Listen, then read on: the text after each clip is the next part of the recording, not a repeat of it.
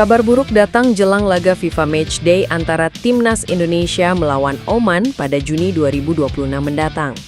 Kapten Timnas Indonesia, Jay Itzas, mengalami cedera saat membela klubnya Sassuolo dalam laga lanjutan Liga Italia Minggu.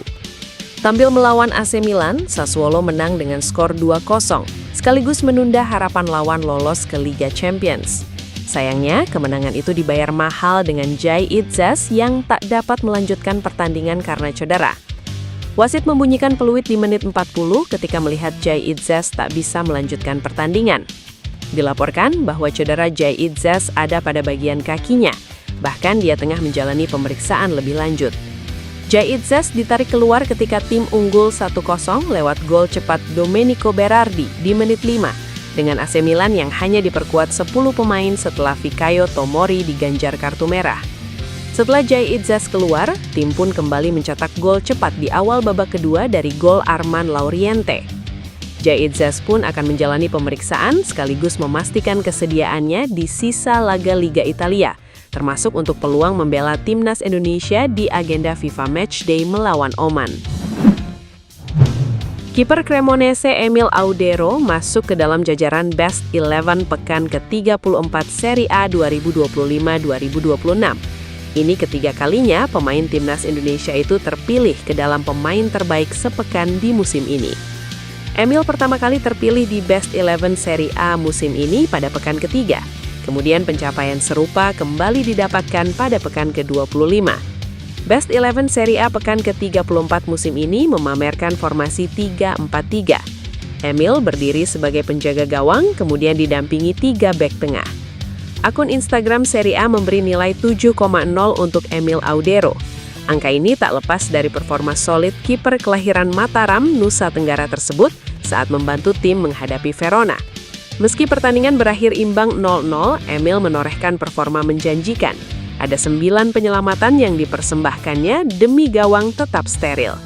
Di satu sisi, Emil dan Cremonese masih terancam degradasi. Mereka menduduki peringkat 18 dengan 28 poin. Namun, kesempatan bertahan di kasta tertinggi Liga Italia masih terbuka. Emil dan kawan-kawan hanya terpaut 1 angka dari Lecce di posisi ke-17 atau batas aman terakhir. Masih ada 3 pertandingan tersisa musim ini untuk menentukan nasib. Penyerang muda MacArthur FC, Luke Vicario, menjadi nama terbaru yang santer dikabarkan bakal menjalani proses naturalisasi demi memperkuat Timnas Indonesia.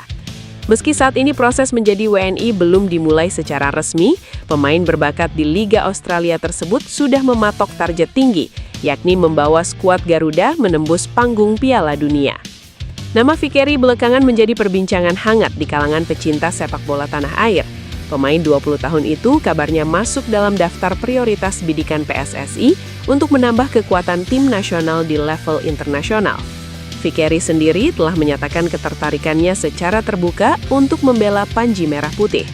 Bahkan dirinya mengaku sudah beberapa kali menjalin komunikasi intensif dengan pelatih Timnas Indonesia saat ini, John Hartman. Vicario mengaku akan sangat bangga jika suatu saat nanti dapat menjadi bagian dari skuad Timnas Indonesia. Pemain yang memiliki fleksibilitas untuk bermain sebagai penyerang sayap maupun striker ini berharap kehadirannya bisa membantu skuad Garuda mencetak sejarah lolos ke Piala Dunia untuk pertama kalinya.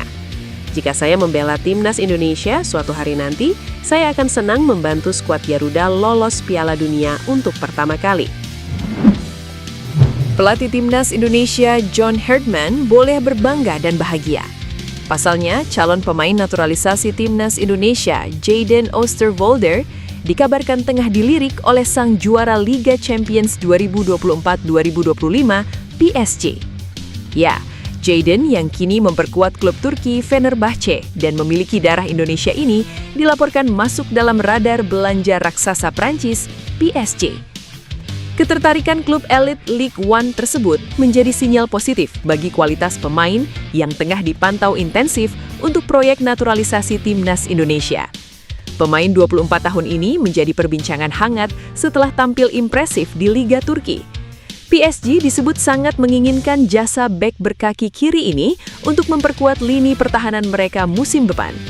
Keberhasilan Jadon membawa Fenerbahce menjuarai Piala Super Turki 2026 menjadi salah satu alasan kuat mengapa namanya kini melambung tinggi. Jika perpindahan ke klub raksasa Eropa ini benar-benar terwujud, hal tersebut akan menjadi nilai tambah yang luar biasa bagi pelatih timnas Indonesia John Hartman dalam membangun pertahanan skuad Garuda yang lebih kukuh. Di balik gemerlap kabar transfernya, PSSI masih terus berupaya melakukan pendekatan melalui jalur keluarga untuk meyakinkan Jadon berseragam merah putih. Jadon yang memiliki darah Indonesia dari sang ibu mengakui adanya komunikasi rutin dari pihak Indonesia. Pascal Struijk, bek tangguh milik Leeds United, kini dikabarkan tengah diproses naturalisasi untuk memperkuat timnas Indonesia atas rekomendasi langsung dari pelatih kepala, John Hartman. Kabar mengejutkan ini datang dari postingan akun Transfer Bola. Dalam postingan tersebut, menyebutkan melalui proses negosiasi yang cukup panjang dengan pihak federasi, pemain dengan nilai pasar mencapai 382,40 miliar rupiah tersebut disebut telah memberikan sinyal positif untuk menjalani naturalisasi dan membela skuad Garuda.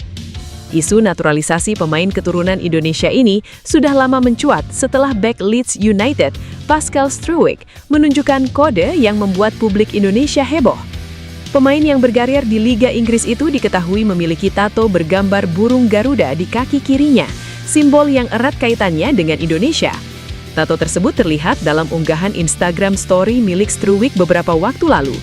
Momen itu segera memicu spekulasi bahwa sang pemain semakin dekat untuk membela timnas Indonesia. Apalagi hingga kini ia belum pernah tampil bersama tim nasional Belanda. Situasi itu membuka peluang besar bagi PSSI untuk meyakinkan Struijk agar bergabung melalui jalur naturalisasi. Supporter timnas Indonesia full senyum tahun 2026. Bagaimana tidak? Tahun ini kalender super padat dengan 2 turnamen besar yang siap menguji nyali skuad Garuda. Pada Juli 2026 nanti, timnas Indonesia akan tampil di Piala AFF. Indonesia tergabung di grup Y. Ada Vietnam sebagai juara bertahan, lalu Singapura, Kamboja, serta pemenang playoff antara Brunei Darussalam dan Timor Leste. 2 tim teratas bakal lanjut ke semifinal dengan format kandang tandang termasuk final.